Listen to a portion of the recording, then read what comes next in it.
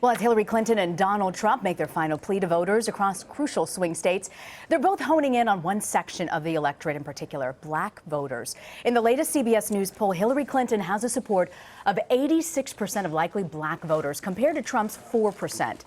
Could that lopsided support for Clinton make all the difference? Joining us now is Clinton Campaign Director of Progressive Media, Zerlina Maxwell. Welcome. Good to have you. Thanks so much for having me. Yeah, it's so great to see you. All right, so the campaign and its surrogates, they've been visiting places with a high African-American population.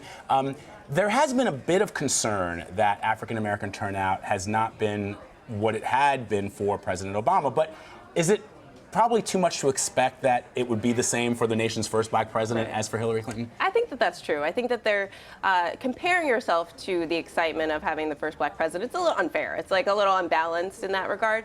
But I also think that early voting is somewhat of a new phenomenon. And I think that certainly in the early days of the early vote, we were trying really hard to match 2012 numbers. On the last day of early voting in North Carolina, for example, we exceeded turnout in African Americans in the early vote. And so I think that things are looking good. Our field operation is very strong, and that's why you see Hillary Clinton going to states, particularly today and tomorrow, that vote tomorrow, right? You see her in Michigan, New Hampshire, Pennsylvania. Our surrogates are going to states where they vote only tomorrow. And then before, we were going to states that had early vote, like Ohio, North Carolina, and Florida. And so I think our field operation, it's kicked into high gear, and things are looking really good.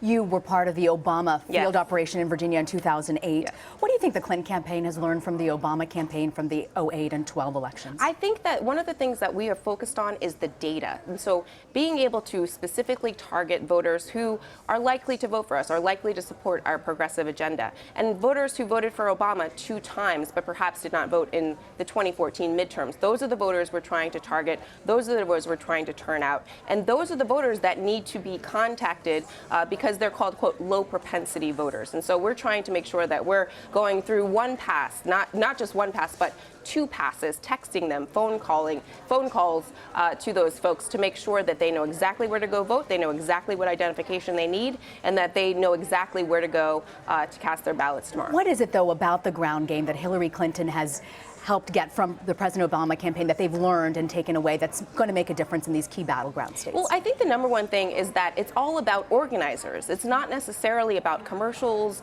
and digital ads. Those things are very important and certainly have been in previous election cycles. But what we learned from Barack Obama is you need direct voter contact. You need neighbors talking to neighbors, your friends and family members. How do you create that? How do you get that?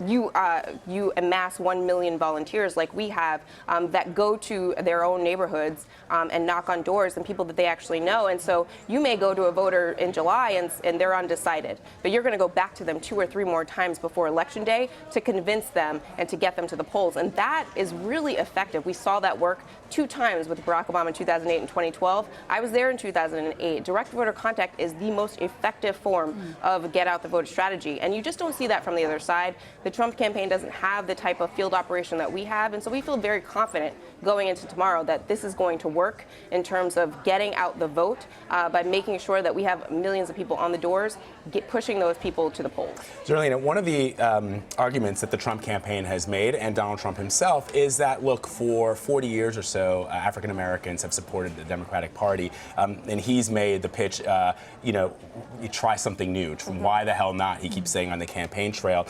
Is there a sense from you, even though you are clearly part of the Hillary Clinton campaign, that Democrats need to change the message to African-American voters, even if Hillary Clinton wins this election? Because there are a lot of people who say, look, the problems that were being addressed by Democrats 40 years ago still exist. And so there's Donald Trump is doing fairly well with African Americans in Florida, for example. Is there a message that needs to be tweaked maybe going forward? Well, I think that what we've been trying to do, particularly in the last month here, is not just talk directly to African Americans, but say to them what we're going to do after we're elected, hopefully, knock on doors, right? Not even knock on wood, knock on doors.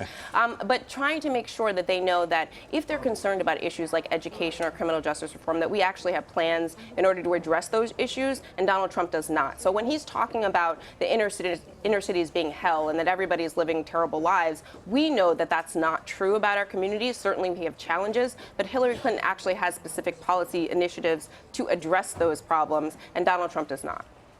All right, Zerlina Maxwell, it's so great to have you. It's so great Thank you to for be coming here. by. Thank We appreciate you. it.